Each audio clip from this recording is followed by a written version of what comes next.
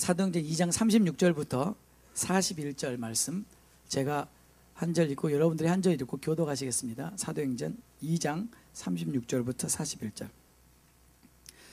그런즉 이스라엘 온 집이 정령알지니 너희가 십자가에 못 박은 이 예수를 하나님이 주와 그리스도가 되게 하셨느니라 하니라.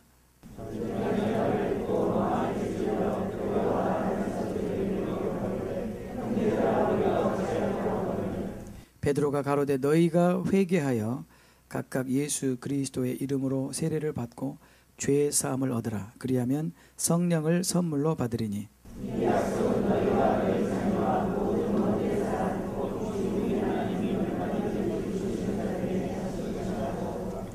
또 여러 말로 확증하며 권하여 가로되 너희가 이 패역한 세대에서 구원을 받으라 하니.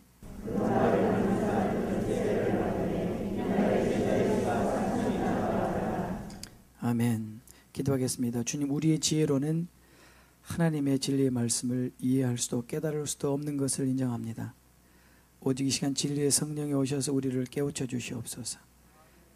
빛을 비추어 주옵소서. 어두움을 밝혀 주시옵소서. 우리를 진리로 인도하여 주옵소서. 예수님의 이름으로 기도드립니다. 아멘. 저희가 지난 6주 정도에 걸쳐서 정말 성경적인 교회가 어떤 교회인가에 대해서 성경을 통해서 저희가 확인하는 그런 시간을 가졌습니다. 저는 그 메시지를 준비하고 기도하면서 그 주제가 얼마나 중요한가를 메시지를 준비할 때마다 그것을 강하게 알게 됐어요. 그 이유는 이 주제가 하나님께 굉장히 중요한 것이다. 하나님께 중요한 것은 우리에게도 중요한 것이 되어야 된다고 저는 생각합니다. 그런데 아쉬운 것은 그토록 하나님이 중요하게 생각하는 그 주제에 대해서 사람들은 별로 중요하게 생각하지 않다라는 거죠. 참 안타깝죠, 여러분. 여러분들이 애들을 키워보시면 진짜 중요한 것은 중요하게 생각지 않고 그다지 중요하지 않은 것들을 중요하게 생각하는 것을 보게 될 것입니다. 근데 하나님이 우리를 보실 때 항상 안타까우셨을 거예요. 왜냐하면 하나님께서 굉장히 중요하게 생각하는 것을 우리는 중요하게 생각지 않은 거예요. 반대로 하나님께 별로 중요하지 않은 것을 우리는 굉장히 중요하게 생각하고 거기에다가 열심을 내고 거기에다가 우리의 삶을 투자하는 것을 보게 될 때마다 하나님이 얼마나 안타까우실까. 저는 여러분들에게 확신 있게 말씀드릴 수 있습니다. 성경적인 교회가 어떤 교회인가는 앞으로 이 마지막 때에 가장 중요한 주제가 될 것입니다. 우리가 분명히 한 가지 알아야 될 것은 하나님이 하시는 일을 사람이 막을 수 없습니다. 만약에 사람이 하나님이 하는 일을 막으려고 한다면 그것은 하나님을 대적하는 것이 될 것입니다. 그렇겠죠? 네. 그래서 저는 하나님이 하시는 일을 어느 누구도 막을 수 없는데 그 하나님이 하시는 일이 무엇이냐? 성경적인 교회를 세우시는 것입니다. 그러므로 앞으로 이제부터 우리는 그것을 보게 될 것입니다. 정말로 교회다운 교회, 성경적인 교회가 세워지는 것을 보게 될 것입니다. 지금까지는 없었지만, 지금까지는 보기 힘들었지만 그러나 앞으로는 그런 교회를 하나님이 세우실 것이라고 확신합니다. 그 이유는 예수님께서 마태복음 16장 18절에서 예수님이 직접 말씀하셨어요. I will build my church. 그랬어요. 그래서 굉장히 중요한 것은 교회는 사람이 세우는 것이 아닙니다. 사람이 세운 교회는 반드시 허물어지게 되어 있습니다. 그런데 예수님께서 말씀하시기를 My church, 내 교회를 I will build, 내가 세울 것이다. 누가 막겠습니까? 사람이 막겠습니까? 막을 수 없습니다. I will build my church, 내가 내 교회를 세울 텐데 내가 내 교회를 세우게 되면 음부의 권세가 이기지 못할 것이다. 주님의 교회를 세울 때가 된 것 같습니다. 그리고 음부의 권세가 이기지 못할 때가 이제 다가오고 있습니다. 지금까지 교회는 주님이 세운 교회라기보다는 사람이 세운 교회입니다.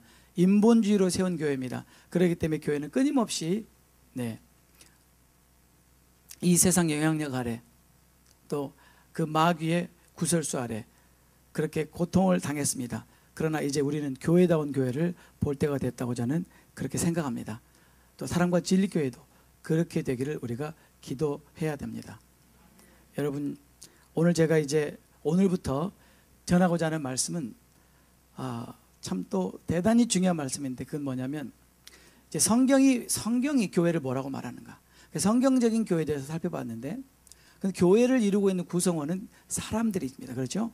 교회는 성도들이 모인 곳이죠. 교회는 크리스찬이라고 하는 사람들이 모이는 곳이기 때문에 저에게 이제 또다시 주님께서 주시는 그런 부담은, 이제 그렇다면 성경적인 교회가 무엇인지 성경을 통해서 우리가 분명히 알았다면 이제는 성경적인 크리스찬이 누구인지를 한번 알아보자. 성경적인 크리스찬, 다시 말하면 성경이 말하는 크리스찬이 바로 어떤 것인가, 오늘부터 시리즈로 그래서 살펴보기 원합니다. 성경적인 크리스찬, 성경이 말하는 크리스찬은 어떤 사람인가? 이건 굉장히 중요한 것입니다. 왜냐하면 실제로 아마 대부분의 여러분들이 그러실 거예요. 여러분들이 교회를 다니면서 정말 내가 성경적인 크리스찬인가, 내 자신을 돌아볼 수 있는 기회가 그렇게 많지 않았을 수 있습니다. 저도 마찬가지입니다. 그냥 교회에 다녔을 뿐입니다. 또 성경 공부했을 뿐입니다. 교회 행사에 참여했을 뿐입니다. 그러나 저는 크리스찬이 아니었습니다. 고등학교 1학년 때까지 저는 크리스찬이 아니었습니다. 비로소 저는 고등학교 1학년 때 회심을 경험하게 됐습니다.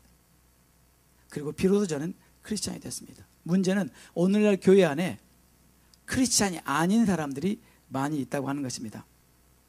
그래서 오늘부터 저는 여러분들에게 굉장히 중요한 주제를 다루게 될 것입니다. 오늘 저는 회심에 대해서 다루기 원합니다. 회심이 무엇인가? Conversion. 진정한 회심이 무엇인가? 내가 정말 회심했다는 걸 어떻게 알 수 있는가? 그것을 다루게 될 것이고, 이어서 다음 주에 그러면 중생이 무엇인가? 거듭남이 무엇인가? 내가 거듭났다는 것을 어떻게 알 수 있는가?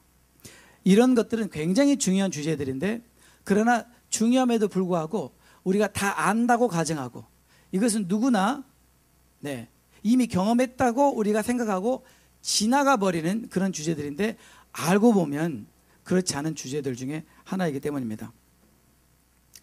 제가 이 회심에 대해서 말씀을 준비하면서 인터넷을 찾다가 굉장히 중요한 자료를 하나 발견했는데, 그게 뭐냐면 미국의 켄트 필팟이라는 목사님께서 1983년에 책을 쓰셨는데, 그 책의 제목이 진실로 회심했는가.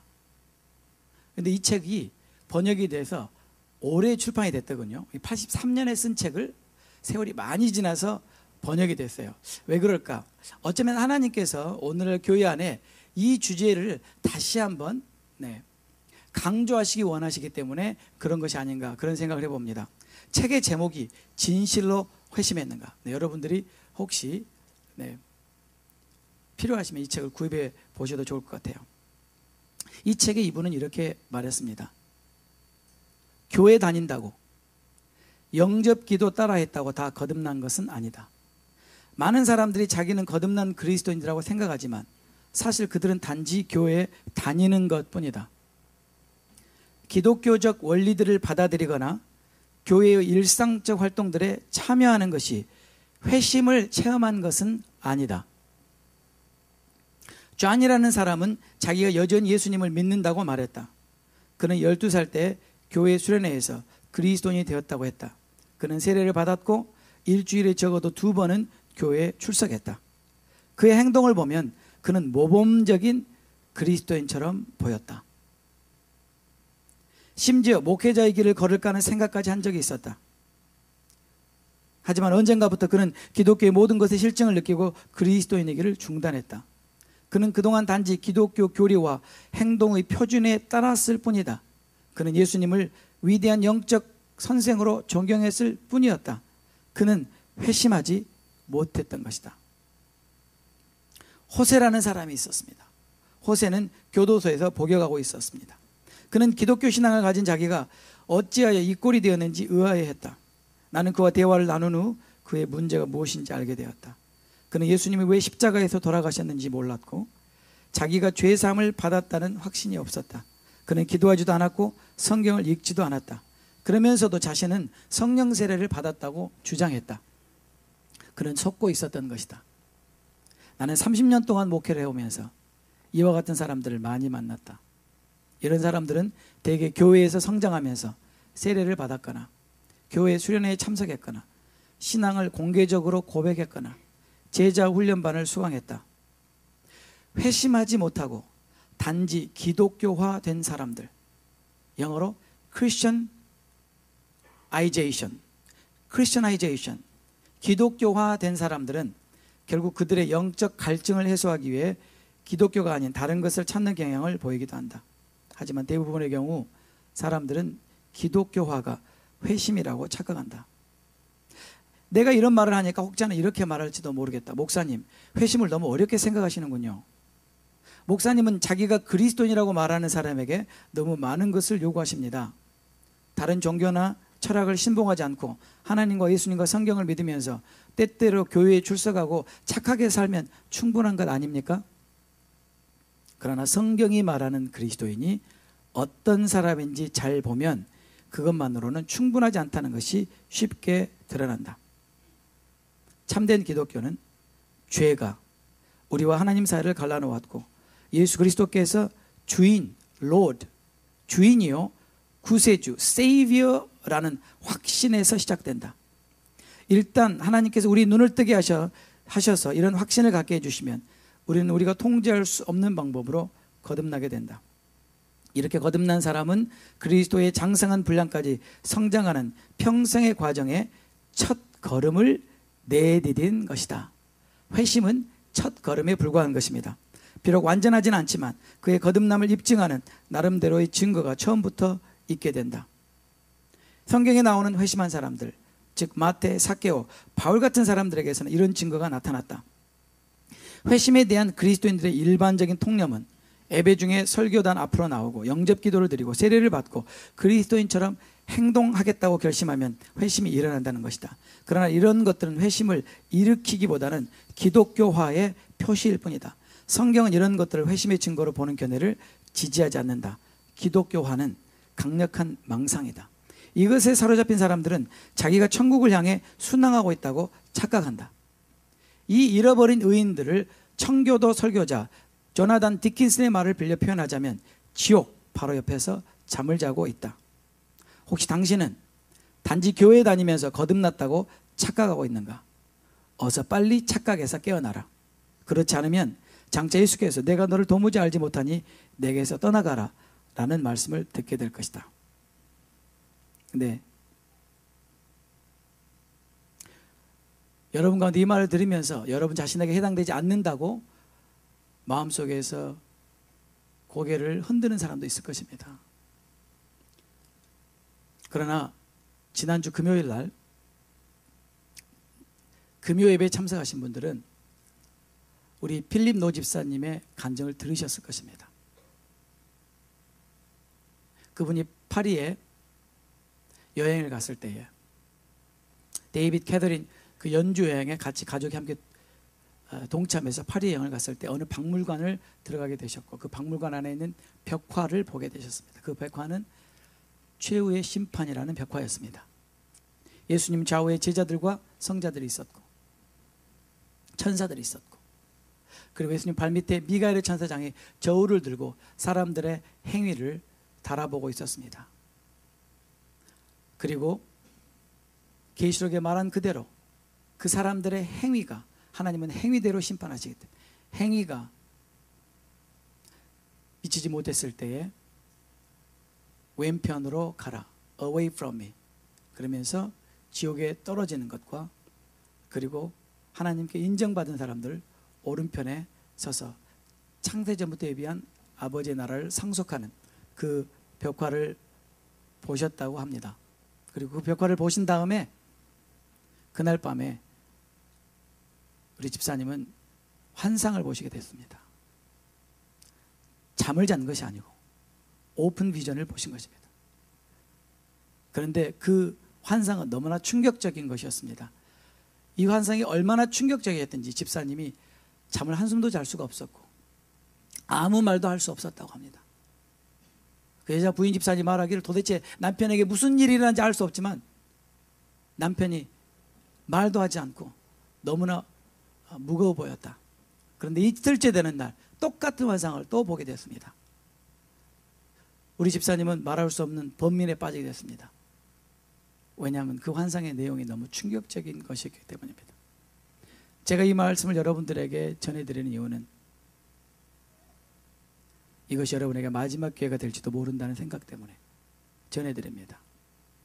그 환상 속에서 주님께서 집사님에게 LTC 성도들을 보여주셨습니다.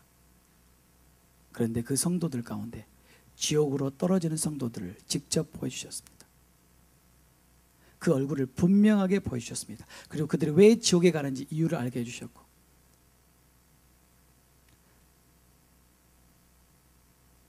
아마 제가 그 장면을 봤더라도 저도 너무 충격을 받았을 것입니다. 며칠 동안 아무 말을 하지 못하셨다고 합니다.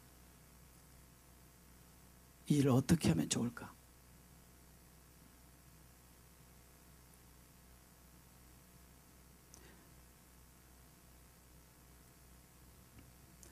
여러분은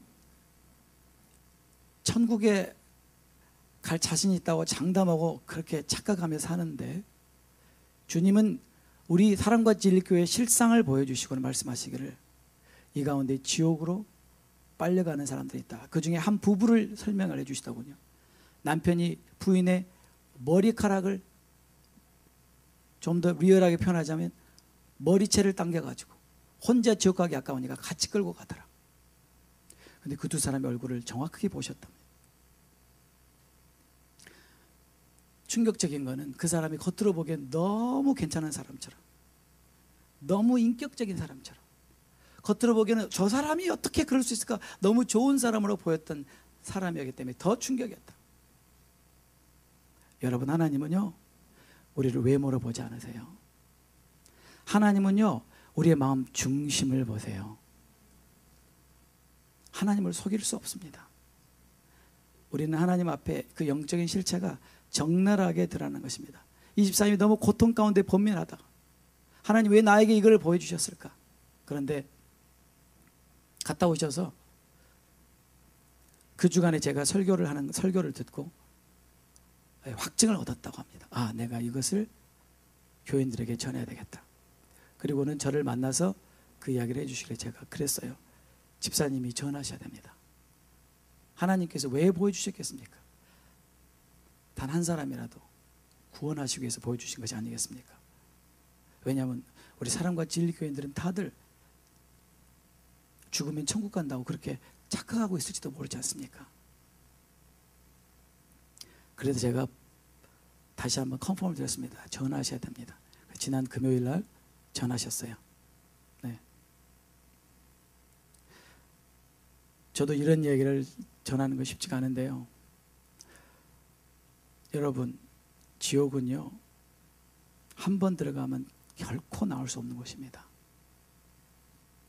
목사님 왜 지옥 이야기를 하십니까? 여러분, 저는요 하나님께서 이 시즌에 왜 밥 존스 목사님을 통해서 천국과 지옥 얘기를 하셨을까? 더 놀라운 사실은 바로 그날 빌립 집사님은 프랑스에서 그 환상을 보신 거예요. 지금 하나님은 무엇을 말씀하시기 원하시는 것인가? 이것이 저에게 굉장히 헤비하게 다가왔고요. 그리고 더 제 마음을 무겁게 했던 것은, 만약에 제가 여러분에게 진리를 선포하지 않고 진정한 구원의 길을 제시하지 않음으로 말미암아 여러분이 지옥을 가게 된다면 주님은 그 책임을 저에게 물으실 것이기 때문에 내가 빨리 이 책임에서 벗어나야 되겠다. 그래서 제가 오늘부터 여러분에게 전하는 것입니다. 여러분, 이 메시지가 여러분에게 어쩌면 마지막이 될지도 모릅니다. 그러니까 이번 주부터 여러분에게 전한 이 메시지를 가볍게 들으시면 안 돼요.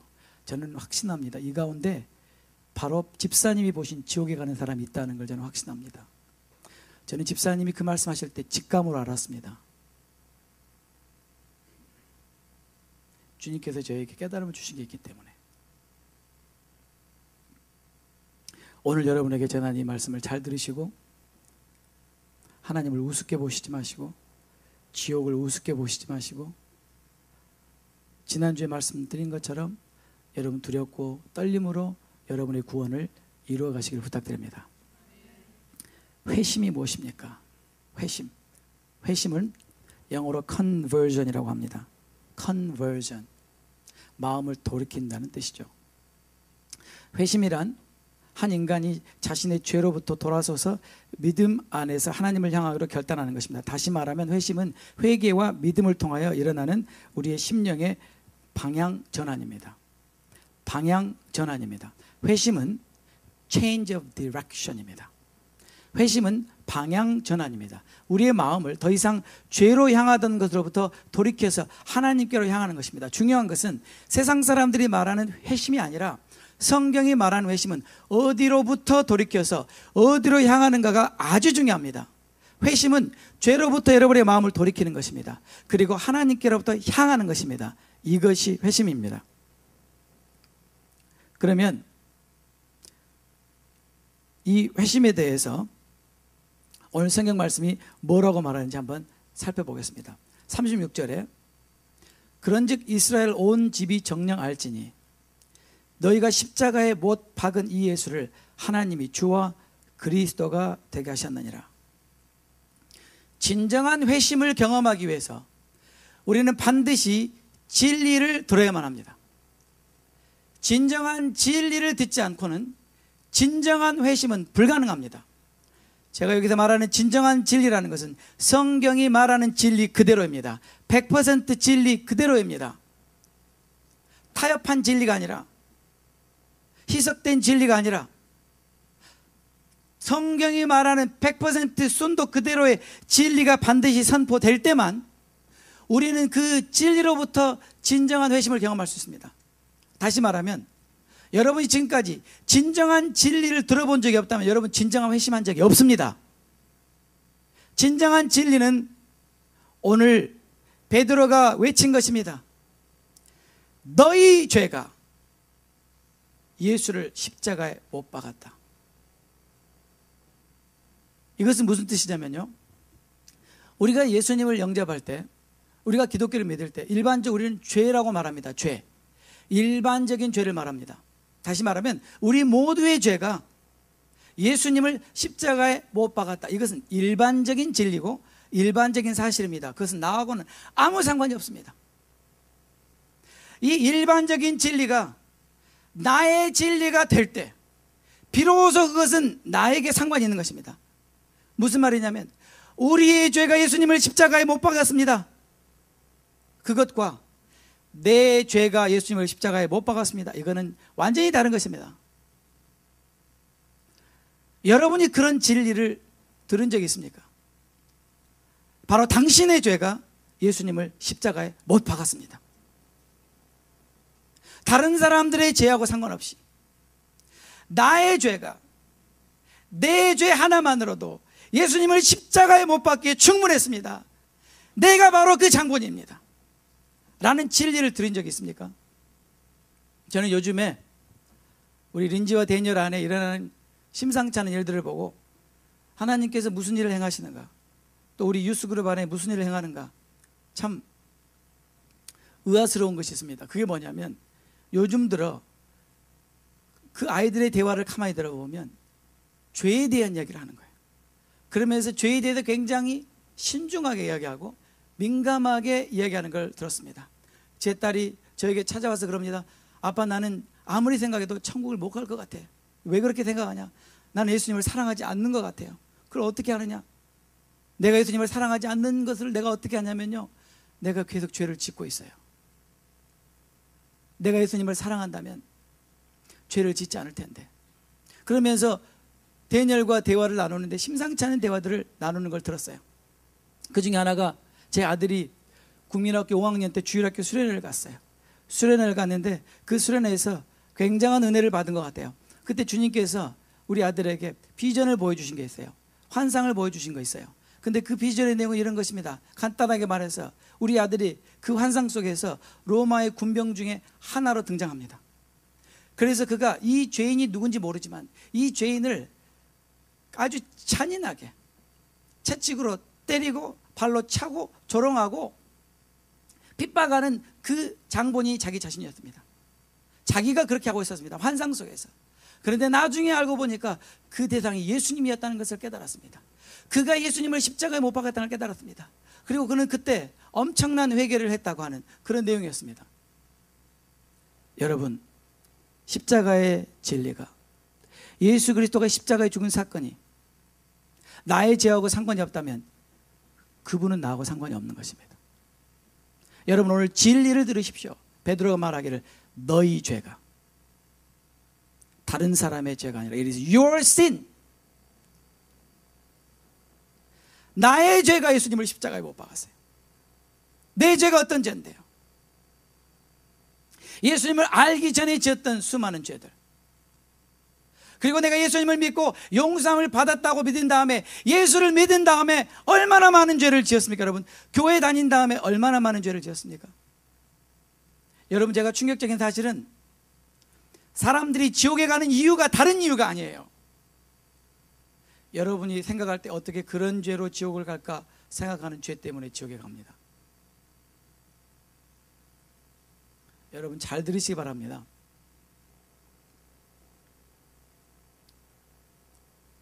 지옥에는 무수히 많은 크리스찬들이 있습니다.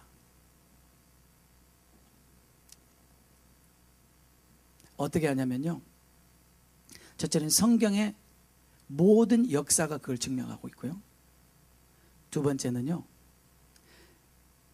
주님의 은혜로 지옥에 갔다 온 하나님의 사람들의 간증이 그걸 증명하고 있습니다. 성경과 간증이 증명하고 있습니다. 여러분, 착각하지 마세요. 너도 나도 천국에 간다고 착각하지 마세요. 또 한 가지, 저는 금요일 날 말씀드렸는데요, 저는 다시 여러분들에게 말씀드릴 수 있습니다. 여러분이 회심을 경험하기 위해서는, 진정한 회심을 경험하기 위해서는 이 시작부터가 분명하지 않으면 여러분에게 진정한 회심은 없습니다. 내 죄가 예수님을 십자가에 못 박았어요. 근데 그 죄가 무슨 큰 죄가 아니에요. 성경은 분명히 말합니다. 금요일 날 보셨잖아요. 다툼의 죄가 거기에 들어가 있어요. 아니, 하나님 너무합니다. 다툰 것으로 내가 지옥에 갑니까? 분명히 예수님이 기록하셨어요, 성경에. 다툰 것 때문에 지옥에 간다. 시기하고 분쟁한 것 때문에 지옥에 간다. 이거 누구에게 말하는 거예요? 갈라디아 교인들에게 말하는 거예요. 갈라디아 크리스찬들에게 말하기를 너희가 이런 일을 행하면 지옥에 간다라고 분명히 말하잖아요. 당 짓는 것 지옥에 간다. 음란한 것 지옥에 간다. 제 말이 아니고요, 여러분, 성경에 기록되어 있어요. 성경에. 이런 자들은 결탄코 하나님의 나라에 들어가지 못할 것이다. 그런데요, 우리는 죄를 우습게 알고요, 가볍게 알고요, 그 죄를 반복해서 지어요. 저는 오늘 여러분들에게 엄히 경고합니다. 여러분이 계속 죄 가운데 있게 될 경우, 여러분이 회개할 기회를 얻지 못하고 주님 앞에 섰을 때 여러분은 반드시 지옥에 갑니다. 그동안 교회 열심히 다녔다고요? 그동안 성경 공부 열심히 했다고요? 헌금도 열심히 하고 봉사도 열심히 했다고요? 성경을 다시 보세요.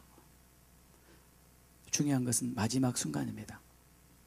마지막 순간입니다. 여러분이 회개할 기회를 얻지 못했다면 여러분은 지옥으로 가는 것입니다. 주님이 이것을 우리에게 말씀하시기 원하시는 것입니다. 여러분, 진리가 무엇입니까? 나의 죄가 예수님을 십자가에 못 박았습니다. 나의 죄가 예수님을 그토록 잔인하게 고통과 멸시와 천대와 죽음을 당하겠습니다. 그건 내가 한 것입니다. 내가 장본인입니다. 내가 살인범입니다. 내가 하나님의 아들을 십자가에 죽인 장본인입니다. 이것이 진리예요. 그런데 하나님께서 너희가 십자가에 못 박은 이 예수를 너희에게 이제는 주인이 되게 하셨다. 로드가 되게 하셨다. 그리고 그리스도가 되게 하셨다. 이 진리가 선포되었을 때, 성령님은 진리의 성령이기 때문에 진리가 선포되는 곳에 성령님은 역사합니다. 그래서 성령님이 하시는 일이 무엇입니까? 이미 제가 몇 주 전에 말씀드렸죠. 성령이 오시면, 성령이 맨 먼저 하는 일이 뭐예요? 그가 오시면 죄에 대하여 너희를 책망하시리라. 죄에 대하여 너희를 컨빅트 하실 것이다.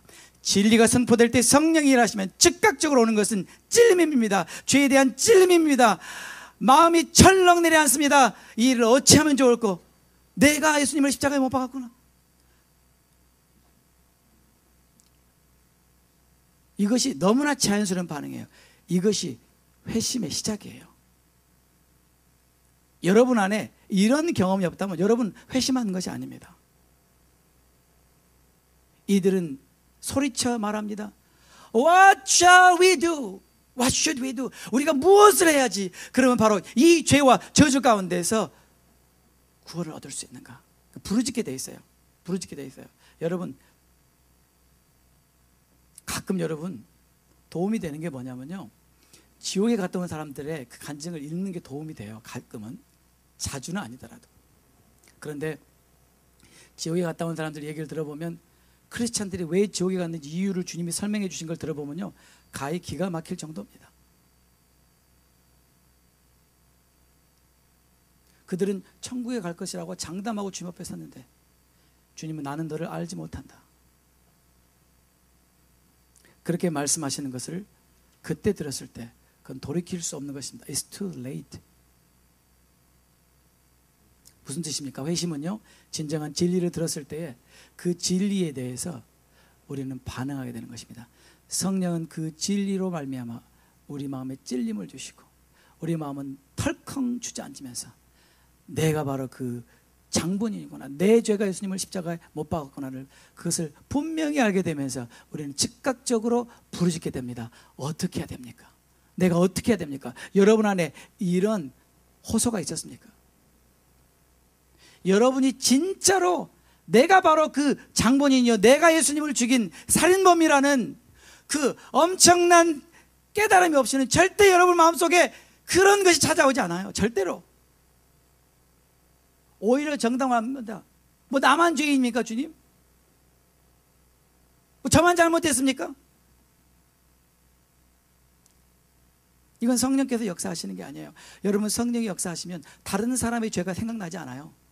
다른 사람의 죄가 보이지도 않아요. 오직 내 죄 때문에 내가 죽을 지경이에요. 괴로워서 죽을 지경이에요. 그 죄가 나를 얼마나 누르는 줄 아십니까? 땅에 꺼지는 것 같습니다. 여러분 안에 이런 죄에 대한 진지한 깨달음과 찔림이 없다면 여러분은 진정한 회심한 적이 없습니다. 계속 말씀을 보십시오. 30절에 저희가 이 말을 듣고 마음에 찔려 베드로와 다른 사도들에게 물어 가로되 형제들아 우리가 어찌할꼬?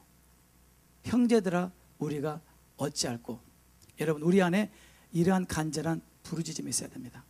여러분이 하나님 앞에 서면요, 이 어찌할꼬가 절로 나와요. 근데 어찌할꼬가 왜 안 나오냐면요, 하나님 앞에 서본 적이 없기 때문에, 죄에 대한 깨달음이 없기 때문에. 여러분, 하나님 앞에 서는 사람, 주님과 가까운 사람은 특징이 죄에 대해서 민감해요.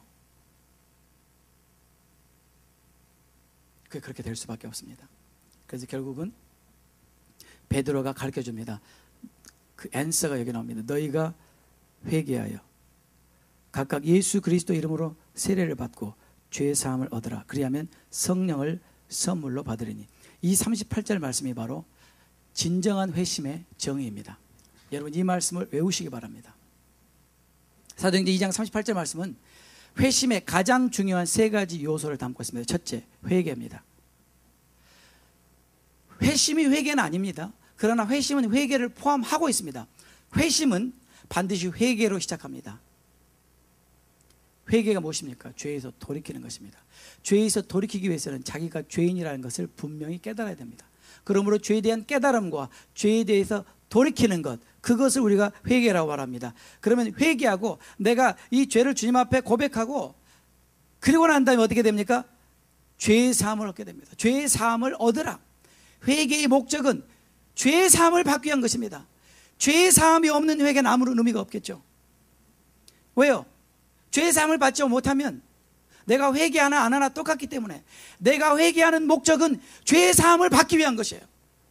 내 죄에 대한 용서를 받기 원합니다. 왜냐하면 내가 내 죄에 대한 용서를 받지 못하면 나는 영원한 형벌에 빠질 수밖에 없기 때문에 무슨 수를 써서라도 나는 내 죄에 대한 용서를 받아야 돼요.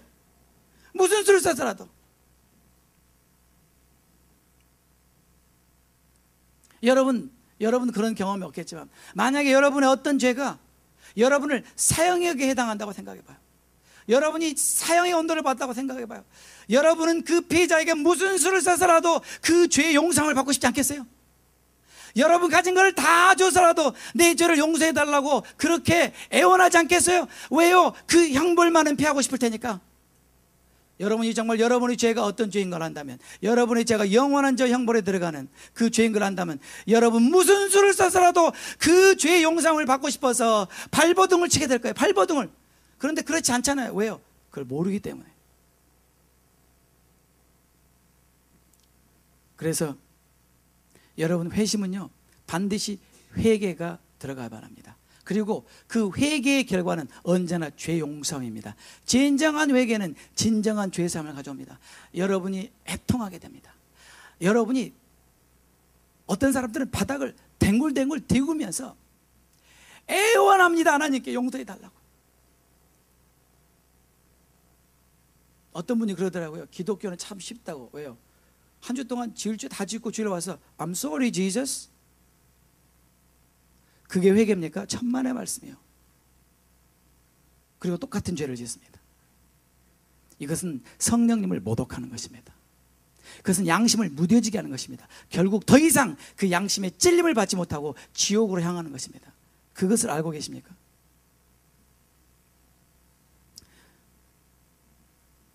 그런 다음에 죄사함을 받은 것을 어떻게 선포합니까? 세례를 받음으로. 그렇죠? 세례는요, 여기서 말하는 세례는 물세례를 말합니다.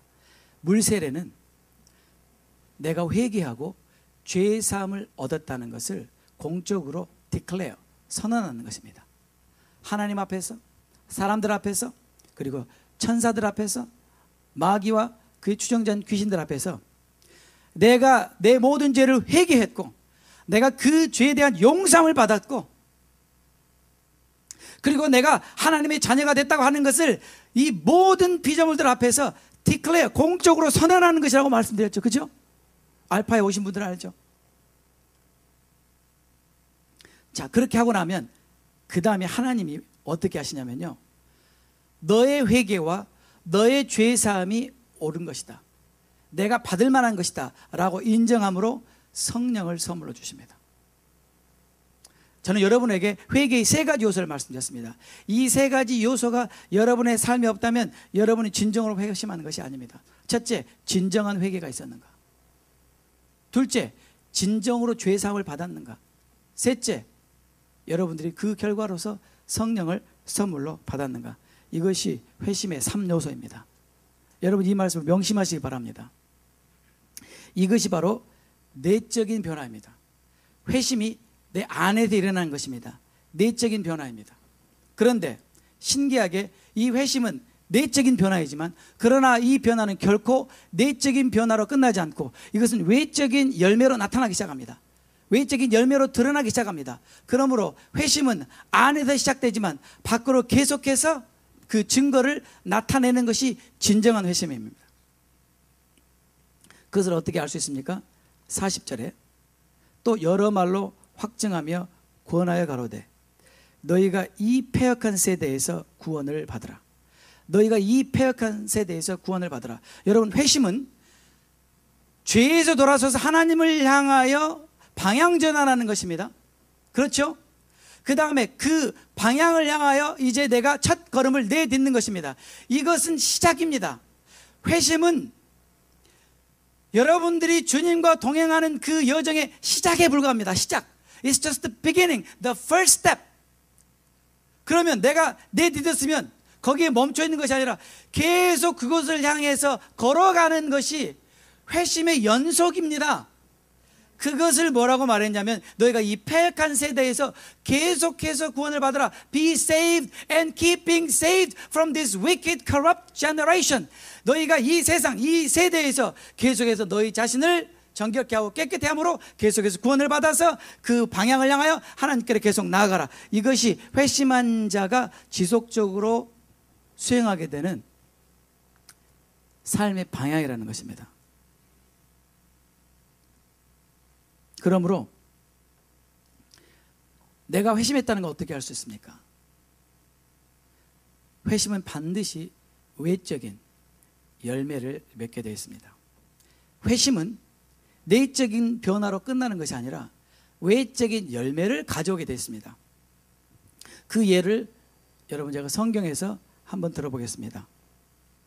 세례 요한의 경우도 그랬지만 삭개오의 경우를 여러분들에게 한번 들어보겠습니다. 삭개오 예수님을 만났습니다. 성경은 구체적으로 그가 어떻게 회심했는지를 기록하고 있지 않습니다. 그러나 그가 회심한 후에 결과를 자세히 기록하고 있습니다. 회심한 사람은 어떤 결과를 가져오는가? 회심한 사람은 어떤 열매를 맺는가? 여러분 잘 들으셔야 돼요. 왜냐하면요, 여러분이 진짜 회심했다면 이 결과가, 이 열매가 있어야 되는 거예요. 삭개오가 예수님께 말합니다. 주님, 제 재산의 절반을 가난한 사람들에게 주겠습니다. 여러분 그럴 수 있겠습니까? 여러분이 회심하고 여러분의 재산 절반을 가난한 사람에게 줄 수 있겠습니까? 예스! 여러분이 진짜 회심했다면 그것은 아무것도 아니에요. 왠지 아세요? 내가 지금 회심한 사건은 내 재산을 다 줘도 바꿀 수 없는 거거든요. 그걸 너무나 잘 알거든요. 돈 그까짓 게 아무것도 아니라는 것을 너무나 잘 알거든요. 내가 지금 회심해서 내가 주님으로부터 구원을 받은 이 한 가지 사실만으로도 나는 내 모든 것을 다 드려도 결코 아깝지 않은 것을 너무나 잘 알기 때문에 아낌없이 재산을 절반을 내어놓는 거예요. 그게 진짜 회심한 사람들이 할 수 있는 거예요. 삭개오는 말했어요. 주님, 제 재산의 절반을 가난한 사람들에게 주겠습니다. 근데 그것도 부족해서 그 다음에 삭개오가 뭐라고 말하는 줄 아세요? 만약 내가 남을 속여서 사기쳐서 남의 것을 정당하지 않은 방법으로 훔쳤다면 내가 그것을 갚겠습니다 라고 말하지 않았습니다. 내가 그것을 4배로 갚겠습니다. 여러분 같으면 4배로 갚겠어요? 아니, 저 같으면 절대 그렇게 못합니다. 솔직하게 제가 혹시 그런 일은 없지만 여러분에게 만불을 빌려가지고 떼어먹었다고 가정하겠습니다. 근데 하나님께서 저에게 회개하게 하셔서 내가 돌아서서 여러분에게 만불을 갚으면 되지 왜 4만불을 갚냐고요. 왜? 여러분 왠 줄 아세요? 여러분이 진심으로 회심하게 되면요, 여러분의 죄에 대한 그 가책이 너무나 크고요, 여러분의 죄 때문에 피해를 받은 사람들에 대해서 여러분이 어떻게 하면 보상할까 견딜 수 없는 마음 때문에 잠을 이룰 수가 없어요. 어떻게 하면 나의 죄 때문에 고통당한 그 사람에게 내가 물질로라도 보상할 수 있을까? 어떻게 다른 건 보상할 길이 없으니까 내가 물질로라도 보상할 텐데 어떻게 할까? 내가 4배를 갚겠습니다. 그게 진정으로 회심한 사람들의 마음이에요. 제가 이걸 어떻게 한 줄 아세요? 제가 경험해 봤기 때문에 알아요. 저는 미칠 것 같았어요. 내 죄 때문에 고통당한 사람을 만나서 어떤 방법으로든지 내가 용서를 구하지 않으면 잠을 이룰 수가 없었어요. 여러분 안에 그런 회심이 있었습니까? 여러분 분명히 들으시기 바랍니다. 이러한 여러분 회심의 외적인 열매가 없다면 여러분 진정으로 회심한 것이 아니야. 회심한 척한 거죠. 왜냐하면요, 마귀는 여러분들이 회심했다고 착각하게 할 것입니다. 회심한 척하게 할 것입니다. 그리고는 대충 넘어가게 할 것입니다. 근데 여러분 하나님 앞에 섰을 때는 대충 넘어가는 것이 없거든요.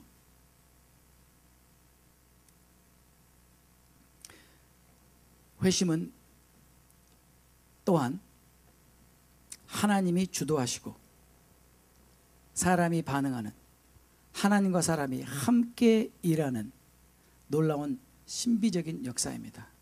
이게 무슨 말이냐면요, 회심은 언제나 하나님이 이니시에이트, 시작하시고 하나님이 주도하세요. 하나님이 먼저 우리에게 기회를 주세요. 하나님 우리에게 진리를 들을 수 있는 기회를 주시고 하나님이 우리에게 먼저 인비테이션을 던져주십니다. 그리고 우리로 하여금 회심할 수 있는 기회를 주십니다. 그러나 거기에 대한 반응은 내가 결정하는 것입니다. 내가 그것을 무시할 수 있습니다. 여러분 얼마나 많은 그리스도인들이 성령의 찔림을 무시하는 줄 아세요? 그러나 하나님께서 우리에게 기회를 주셨을 때 그 찔림을 받아들이고 내가 어찌할꼬, 주님 내가 어떻게 하면은 내가 이 죄로부터 자유함을 얻고 죄의 삶을 얻을 수 있겠습니까? 라고 여러분이 하나님께 반응하고 그 죄를 버리고 회개하고 돌이킬 때에, 여러분의 반응이 있을 때에 비로소 여러분 안에 회심이 일어나는 것입니다. 그리고 여러분 안에 그런 회심이 일어나고 여러분이 그 내적인 변화에 대해서 하나님께 반응할 때, 삶으로 반응할 때, 열매로 반응할 때 하나님이 그걸 기쁘시다고 인정하고 도장을 찍어주는 것이 성령을 선물로 주시는 거예요. 이것이 여러분의 삶 가운데 없다면 여러분 진정한 회심을 한 적이 없습니다. 삭개오의 이런 반응에 대해서 예수님께서 놀라운 말씀을 하십니다. 오늘 너의 집에 구원이 임했다. 이걸 오해하시면 안 돼요. 삭개오가 자기 재산을 절반을 가난한 사람들에게 주고 그리고 4배나 갖겠다고 해서 구원이 일어났다는 것이 아니라, 삭개오야, 내가 보니까 너는 이제 너의 안에 진정한 회심이 일어나는 것을 너의 삶의 열매로 보여주고 있구나. 그것을 내가 인정한다, 그 말이에요. 다시 말하면요, 여러분의 삶에 이런 회심의 열매가 없다면 여러분은 진정한 회심한 것이 아닙니다.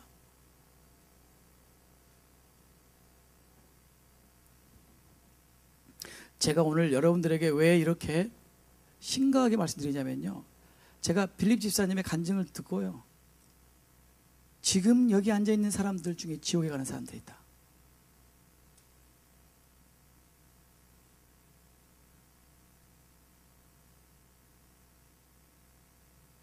물론 그것이 가능한 일이지만 그 이야기를 막상 들었을 때는 여러분 결코 쉽지 않은 것이었습니다.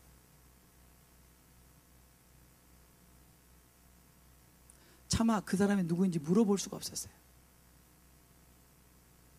분명히 얼굴을 보셨대요. 잘 안대요, 그 사람들. 그래서 더 괴로우신 거예요.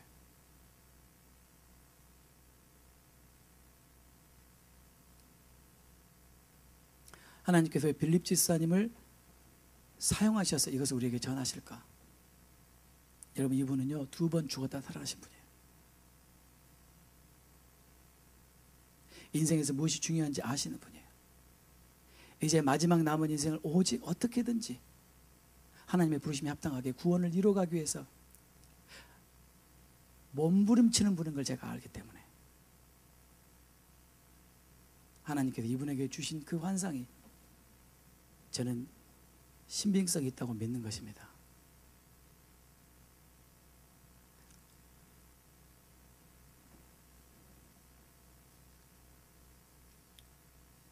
오늘 저는 여러분들에게 진정한 회심이 무엇인지를 말씀드렸습니다. 진정한 회심은 회개와 죄사함 그리고 그 결과로 성령을 받는 것 3가지를 포함하고 있습니다. 회심은 내적인 변화입니다. 그러나 그것은 반드시 외적인 열매로 나타납니다. 이것이 없다면 여러분은 회심한 것이 아닙니다.